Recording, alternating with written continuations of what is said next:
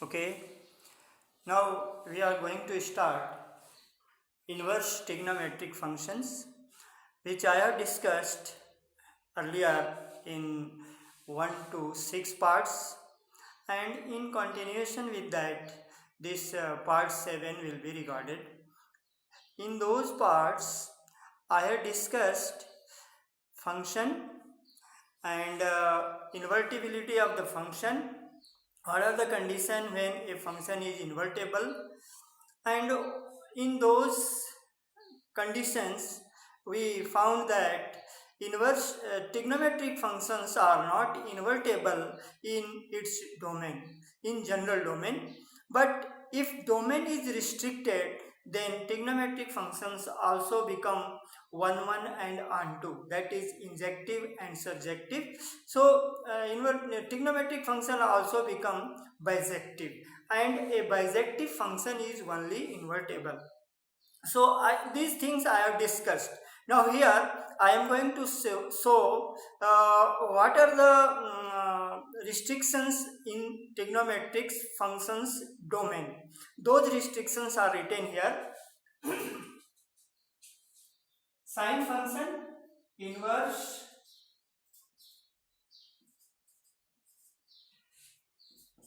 trigonometric functions.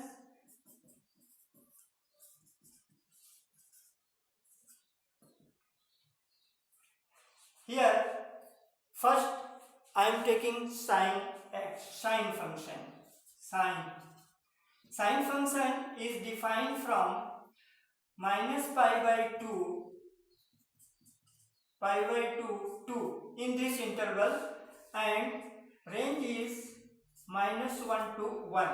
In this interval only, sine function is 1 1 and onto, means that this is bisective function, and if a function is bisective, then only it is invertible. So inverse of this sine function will be available. I will be writing here inverse of sine. Inverse of sine is sine inverse. This is inverse of sine, and this will be defined from minus 1 to 1 to minus pi by 2, this interval. So here this is domain and this will become range, and here for sine function this is domain and this is the range. So sine, this is sine function and this is inverse of sine function. Same way, now here you can see that sine function, only one interval of the sine function is taken. This is taken as, conventionally it is taken as principal branch, and same way for other trigonometric functions, branches are taken, 1 1 branches where the function is 1 1 and onto are invertible.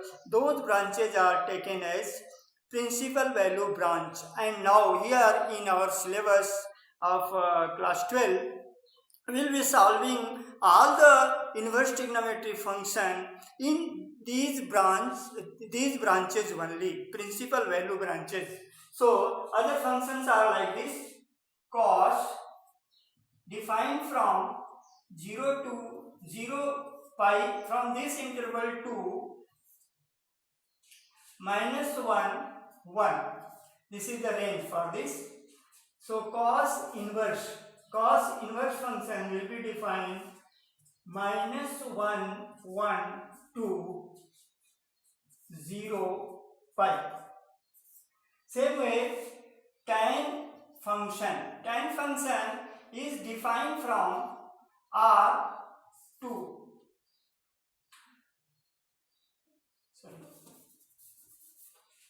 from open interval pi by 2 to r, and tan inverse function is defined from r to open interval pi by 2 minus pi by 2. Same way, cot function chord function is defined from open interval this 0, pi to r, and chord inverse function is defined from r to open interval 0, pi. Now shape function is defined from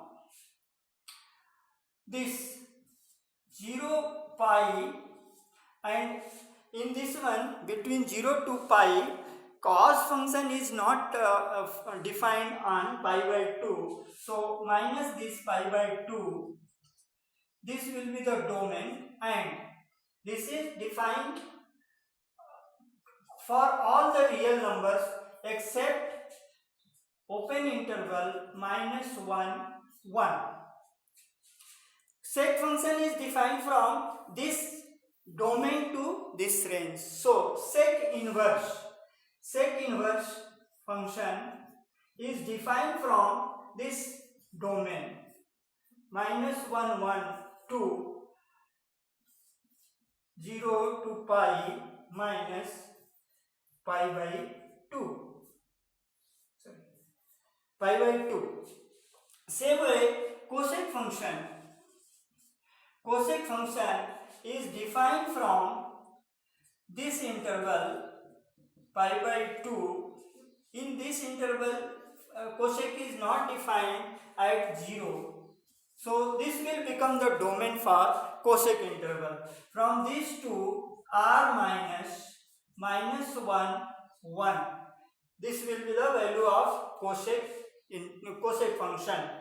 Here, between -1 to 1, below 1 and greater than minus 1, the value of cosec does not come. So cosec inverse function will be defined from r -1, 1 to minus pi by 2 minus 0. So here you can see a list of trigonometric function with this restricted domain and range where these trigonometric functions are invertible. And now we can, these branches are known as principal value branch. These are the branches. Principal value branch, where this is the domain and this is the range. This is domain and this is the range.